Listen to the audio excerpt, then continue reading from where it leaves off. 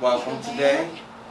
Once again, my name is Gavin with Fresh Air Network, and we are going to speak to Lisa Gavin about a subject matter that is near and dear to me as an entrepreneur, and of course as a father, and all kinds of things. But we've done a couple of podcasts. This is our third one, and you have a special topic that you want to address today, and you actually read about it or something. Yes. So we want to get into that. But without further ado, let's get into it. All right. Talk to people, see what's going on. So share, Okay. what do you think the topic should be and what I can help as far as dialogue? Sure. Well, I recently read an article talking about homes being upside down. And I think by now people are pretty familiar with the subject matter. There have been a lot of people who, as homeowners, have found that the values of their properties have gone down drastically. Well, what you may not have known, and I didn't know until I read it recently in Cranes, was that Chicago is the top market for upside down homes. And the next closest city has half the amount of properties that we have that are upside down. They're estimating over 160,000 properties in Chicago are upside down. Wow.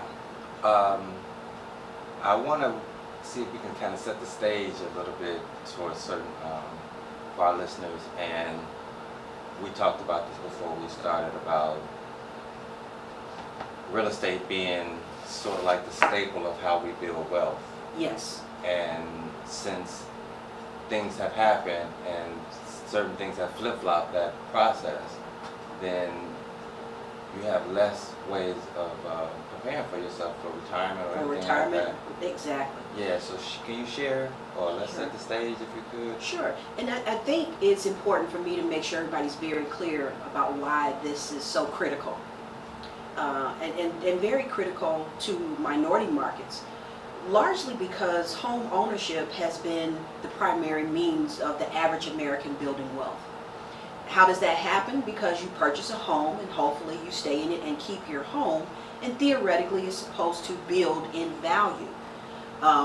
Me personally, when I first decided to start my business, my credit consulting business, the way that we were able to invest in the business was to take the equity in our 2-flat. We purchased a 2-flat, and the equity was the value of the property above what we paid for it.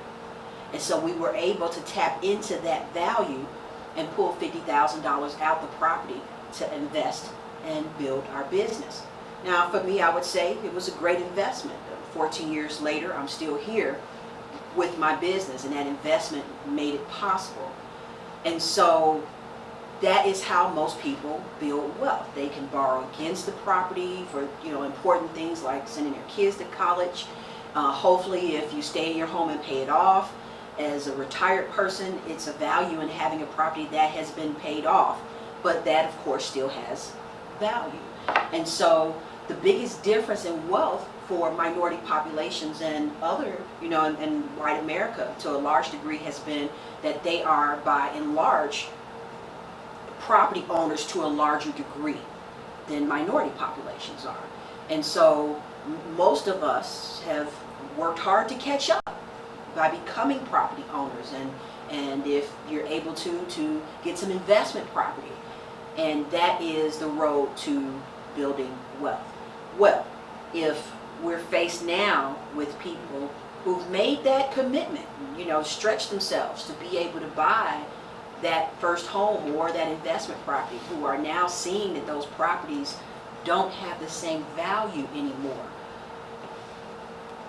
They took away your retirement money when the market crashed, and when people lost money in the market and these properties lost value.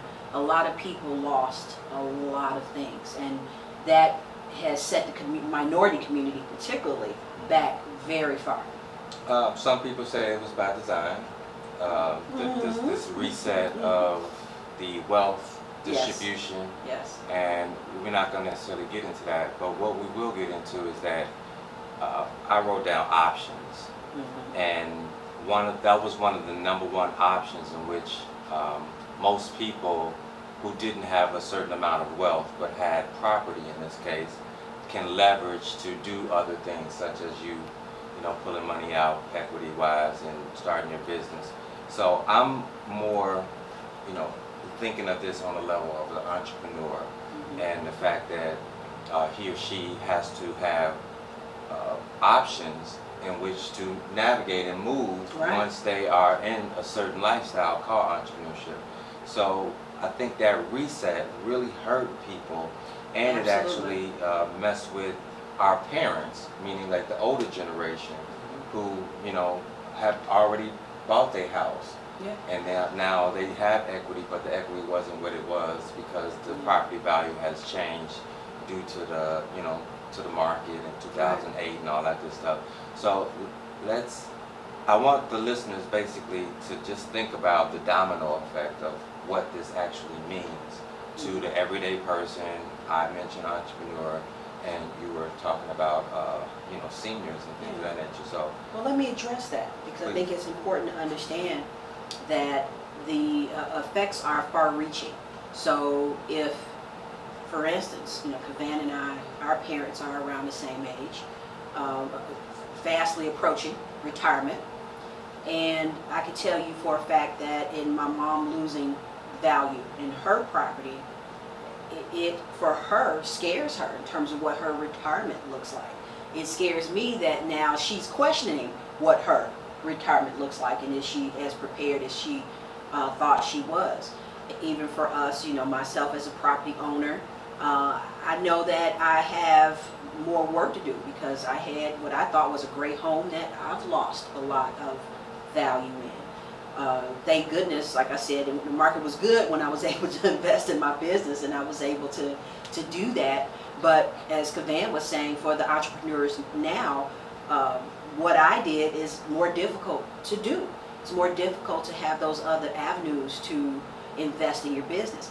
And additionally, what a property means is security, collateral, terms like that you hear when you go to the bank, which is what we're about to get to in a minute, is understanding that leverage means something when you go to a bank and you're a property owner and you have collateral or some type of security, and that makes a difference for banks. So losing all of those things is a challenge. And let me also make clear to the listeners that when I say that properties are underwater, that means there is no equity in the property. When a property is underwater, it means that what you owe on a property is more than what the property is worth. So once that equity is gone, then that extra cushion or things that you will look forward to in retirement potentially, or for leverage with a bank, that is now gone. So this is a little bit of financial one-on-one as far as the equity is concerned. Yes. And how to build it, how people thought they were building it. Yes. How it was snuffed out within a matter of sometimes months in this case. So I guess what the issue is understanding that we've made decisions on our lifestyle when at that specific time it was the best thing to do. So what I mean by that is, like, they told us, get a piece of property, get it, have something on your own, and we did. We especially after a while, now it's like second or third generation where this is basically like the rule of thumb. Yes. You go to school, get get education, and after which you perhaps find somebody, get a house and all that good stuff. So with the property and all these different things that's changing, the equity, which is basically you making a good decision a while ago, now whether it is to buy the piece of property, what the neighborhood was, what the area was, all those contingencies basically are determining what your equity is today. And that means that if you bought something, and we're in Chicago, in Hyde Park, and 20 years ago, it's going to be different than getting it today. Well, I mean, that's still true.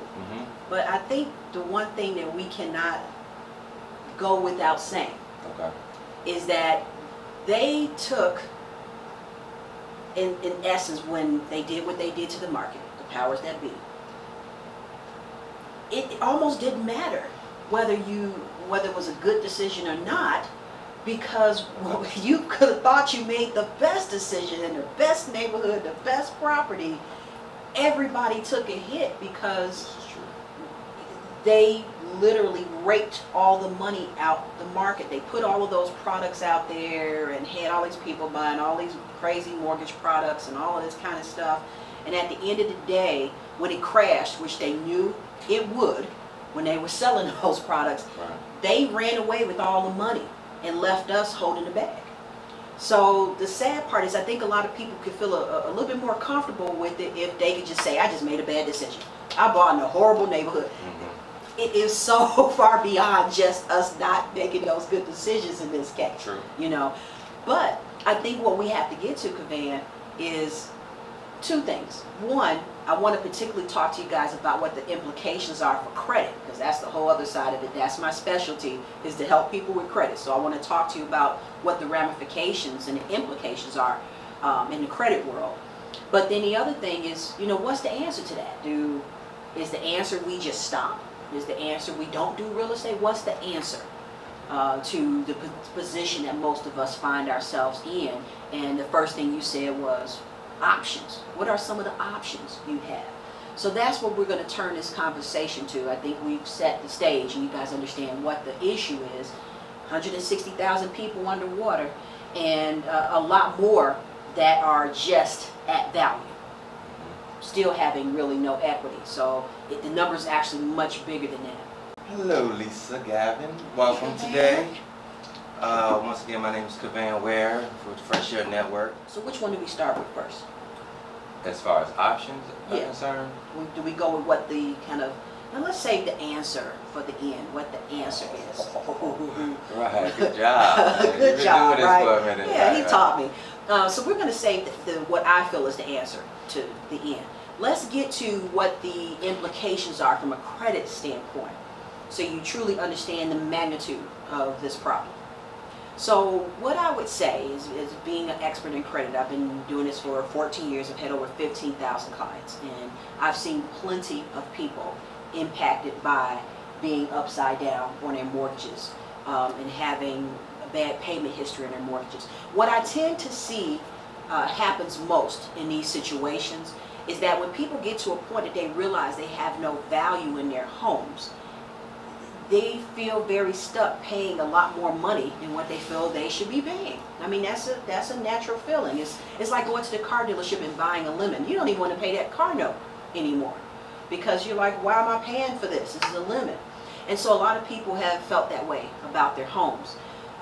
In some cases, people, just because of the economy, of course, just don't have the same financial means to pay for that home that they had before. So it really adds insult to injury when you're paying for a home that's underwater. Okay, so what has happened is people have started lagging behind on mortgage payments. What has also happened is that people have said, look, I cannot afford this property the way this loan is structured as it is, which means then they're looking for a modification. They're looking to go to the mortgage company to get them to modify the loan. Most people would hope that the mortgage company would take in consideration if the property's underwater. They usually don't. Meaning from the standpoint of, okay, we're just going to reduce your payments because the property's not worth what it used to be. At most, they're just going to consider that, you know, you have compelling reason to want to get into a better payment plan. And so mortgage companies have become very accustomed now to having to do modifications, but the problem is they have to do it for so many thousands of people. So it can be a very long and tedious process. But unfortunately, in order for you 9 times out of 10 to qualify for a modification, you have to show that you can't afford the mortgage. You have to start making late payments on your credit. And so one of the biggest things that people struggle with, Gavin, is that if they've worked very hard to keep their credit good and they've paid all their payments on time, when you go to the mortgage company and ask for the modification, they're looking at you like you're crazy. Like, you can afford this. You're paying on time every month, so why should I give you a modification? So it puts people in a position that they almost always have to go bad on their credit in order to even qualify for the modification process. So many people have had their credit, even if you could afford it and was paying on time, had to go late and mess up your credit to get a modification. So can you imagine what that has done to the credit market? Yeah, I'm thinking about the psychological warfare that it would play on the individual who worked so hard. I have a cousin, I don't have to say her name, but she was in that same predicament. Yes. Had been in the house for X amount of years, had almost paid it off. But when things happened and then she wanted to go and make a modification, she was like, man, sit down. So she was kind of like putting me on with the you information. gotta see this. Right. So we saying this because for the individuals who have the homes and are in a similar situation, and for those who are not in the situation but have an idea of how it could work, or I like that we're talking about remedies. First of all, we're definitely setting the stage, and that's fine. But the remedies to this is dealing with even speaking to you beforehand about telling the person, hey, I know that you're going to feel upset about this, Yes. but in order to modify this particular property, here's a way in which you can go. And I know your feelings are going to be hurt because you work so hard Yes. paying those bills, and we understand that.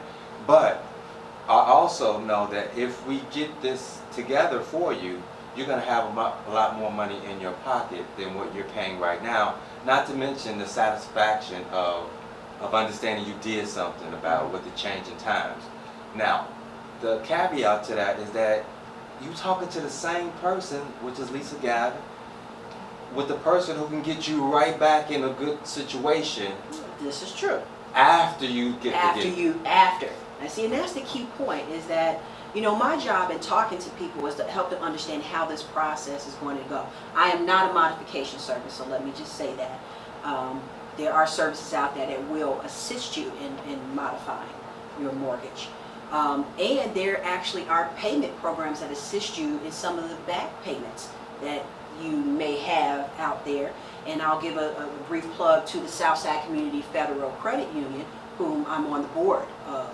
And so they have a housing division that helps people in situations where, you know, they are behind payments and need to get caught up. And a lot of times that makes it easier to go into a modification process when you get that type of assistance. So Southside Community Federal Credit Union on Wentworth, 55th, inside the mall. So let me... You playing the game. You're learning the game, you playing it. So when you are inside of the game, at least you know you got the credentials to even be inside of the game. Well, it just helps having assistance, pure and simple. So, you know, but that's one angle, right? That's the angle of the person that says, okay, hey, I gotta try to get this mortgage modified so I can keep my home. A lot of times my advice is a lot more heartbreaking than that. A lot of times my advice is you're already running behind on payments. You're struggling getting a modification. The house is upside down. And there are situations where people are struggling to hold on to something that, to be honest with you, they probably shouldn't. And it is very difficult from an emotional standpoint to make that decision. But for me, I look at it from a numbers standpoint. What would it take to even get that property up to value, even if you decided to sell it? You would have to put, what, $40,000 in it to even get it up to value, and it's already upside down? Yeah. The numbers just don't work. And sometimes that's the situation that people are faced with their credit, of having to let go of property and let it go into foreclosure. And just like it ruins your credit when you have late payments with the mortgage company, it is definitely going to hurt a lot more when you have to go through the foreclosure process, because sometimes the bank can report late payments or the foreclosure process and late payments through that whole process, which could be 2 years. And so you are pretty much disabled from a credit standpoint for 2 years while you're going through that process. Now, here's something I think is very interesting to share with most people, and I would highly advise that you come to an expert like me to help make those decisions. But the decision that I'm talking about is, do you file bankruptcy as a result of letting a property go into foreclosure.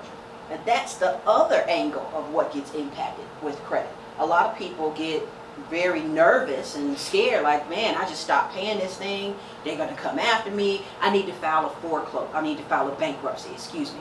So now your credit is impacted from the late pays, it's impacted from the foreclosure process, and then you're going to be impacted from the bankruptcy. That's pretty drastic. But again, this is the type of stuff that I'm seeing that is a result of these people, being underwater and the challenges that they're facing. So as you can see, the repercussions of this is so much larger than just the initial 160,000 number that they're putting out there. This is an epidemic, really, and it's a much larger issue. And so what I would say to those people, just a little small piece of advice, it is usually not important for you to file a bankruptcy if you foreclose on your primary property. I know a lot of you are going to be compelled to, because the bankruptcy attorneys 9 times out of 10 are going to be convincing you because they want your money to file. But if the only thing that you are filing for is just because that property went bad, you really don't need to file a bankruptcy for that. The bank is going to go through the foreclosure process, they're going to get their property back, and you're just going to keep it moving. But you don't have to file a bankruptcy just for that. Now, if you have other issues that's driving potentially filing bankruptcy, just make sure it's more than just the issue of that one property. Yes. And that is for primary properties. So just keep in mind, I'm not talking about if you own multiple properties, that's a whole different beast. Right. But if you're just talking about your primary property that you live in, that you decide to let go, you don't need to file bankruptcy just for that. Well, you brought up a good point about bankruptcy, and since I have, of course, had thousands of clients as well, before I would send them to you, most of their notion is, I'm going to file bankruptcy. And I'll ask them, like, well, what? Why are you filing bankruptcy again?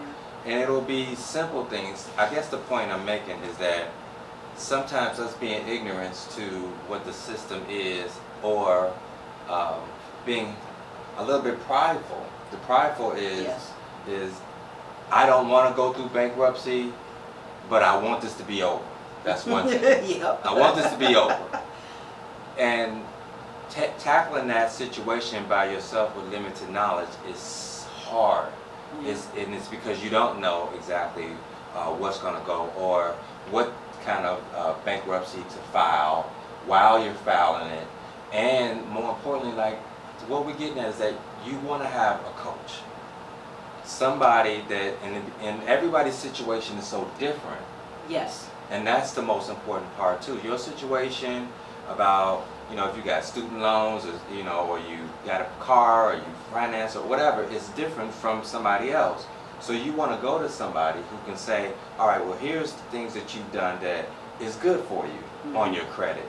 Here's this one piece of property that's not good, but here's an approach that you can do to save all of that, which your due diligence of having that, the payment history and all that stuff. So we need coaches. Take this moment to tell you guys what needs to be done along that line. Your advice should be personalized to your situation. That's one of the things that my company, CBI, does. We do credit assessments, so that way we can pull your credit, look at and discuss your personal situation, and advise you about what those options are and what types of decisions you should be making. It's not our job to make the decision for you, but to give you all the information that you need to make the right decision. Those assessments only cost $75, but it's an excellent way to have somebody sit down, go over your situation, and give you more knowledge about what's the different ways that you can move and what you should do. And so at the end of this, obviously, and it's on the banner as well, but we'll make sure that you have our number so that you can call us to get a personalized credit assessment so that you can make the right decision. I can't tell you how many people have filed needless bankruptcies, how many people should have filed bankruptcies but didn't, because they didn't have somebody say, hey, this is the best way for you to go in this situation. So that's something that we do. So I've had clients, like you said, that's in this situation, and they really feel hopeless, or they'll feel dumb that they did something that they shouldn't have They done. found out afterwards it was Yeah. not the right move, so we don't want that to happen to you. So, you know, the goal of this is to make sure that you understand that you do have options. There are intelligent ways to maneuver through these situations to deal with a situation that has really hurt our market here in Chicago, has hurt a lot of minorities, and have hurt a lot of people in general. I mean, because by all means, by no means saying minorities are the only ones hurt by this. It's just that it's hurtful for me as a minority to see that we finally start gaining ground, and a lot of our properties, Southside properties, you know, were the biggest losers of value. And so, yeah, it hurt minority populations quite a bit, but it's hurt everybody. Yeah. And so you just have to be wiser about what to do. So, the answer.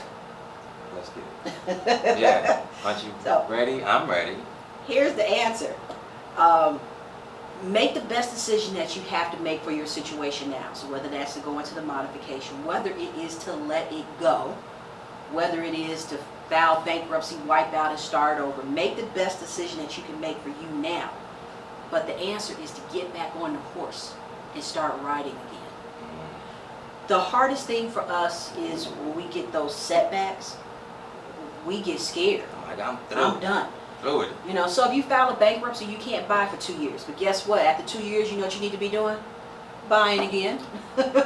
Because real estate is still the best way in today's society to build wealth.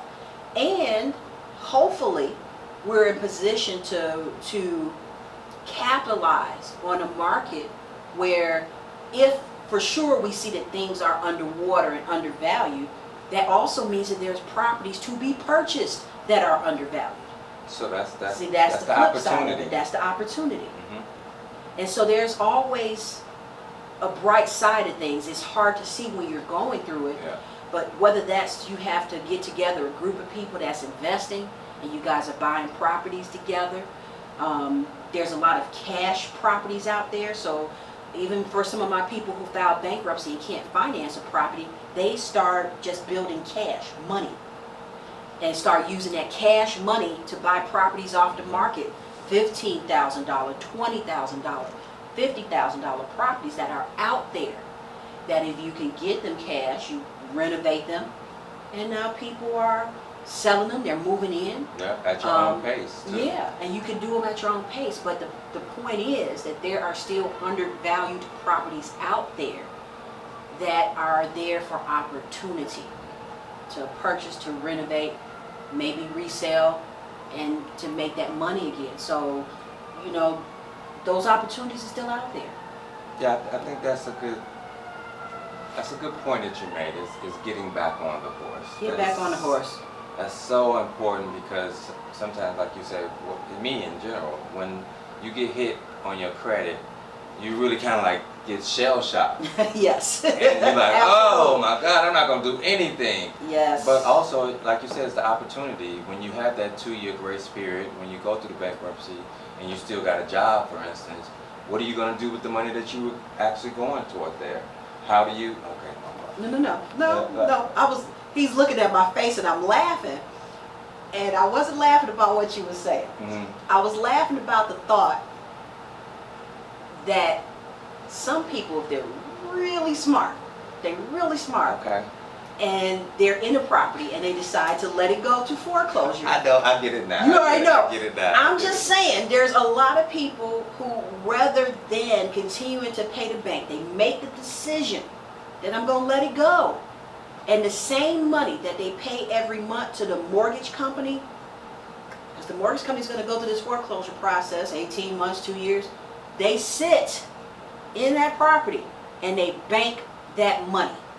And so theoretically, you can let the property that you're in go and save up enough money to buy some cash and leave there when they finally give you notice that you're getting close to the foreclosure process being over. Let me go.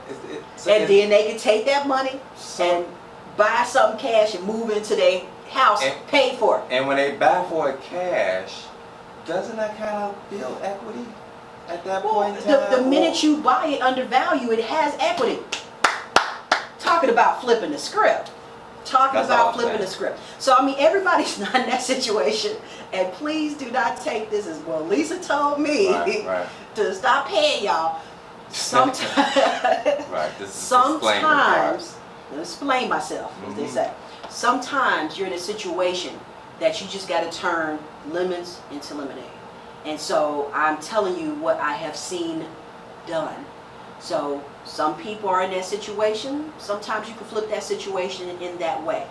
But for the rest of you, if you can't, hey, it's okay. You just have to go through what you need to go through to be able to get in a better situation, whether that's modification, whatever it is you have to do to preserve your situation. And it's going to take a little time for your credit to heal.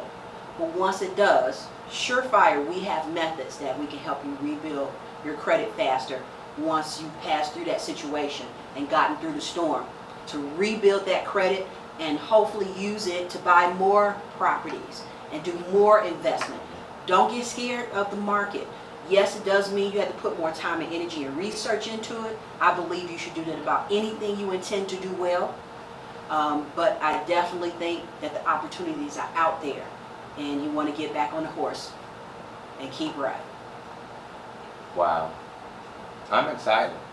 I am too. I'm I excited. got back in the market. I went through some challenges and got back in the all market. have. And I'm excited all about being have. back in. We all have. We all have. And that's why I think this is so important that we let people know that even when you have the knowledge, sometimes you go through situations to give you more knowledge so you can utilize it in the future. Absolutely. So, Lisa, this has been great. We are going to do more of these scenarios types situations where, like you say, you've seen something in the paper, prompted your thoughts. And this is real, folks. This is not something that's planned. And I'm just glad that we're having a conversation about this. Yeah, I'm committed to not only talking about some just very specific credit related topics, but things that impact our credit. Things that's going on in the real world right here today that impacts us, and helping you understand what the impact is going to be for you and how you should look at it. And again, like Gavin was saying, where the opportunities are. So we're going to continue to do more topics like this, and we hope you enjoy it. Thank you, Lisa. Thank you, Gavin. All right. So once again, I appreciate you guys listening, tuning in. This is Fresh Aire Network Podcast Studio. And Say the number? Please. Okay. Yep, if you want to call us to get that credit assessment, call CBI at 312-376-4580. 312-376-4580, and let them know that you want your customized credit assessment. All right. So take it easy. Fresh Aire Network.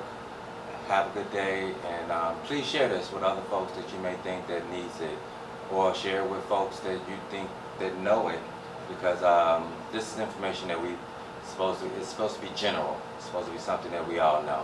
So thank you again, and have a good day. Take this.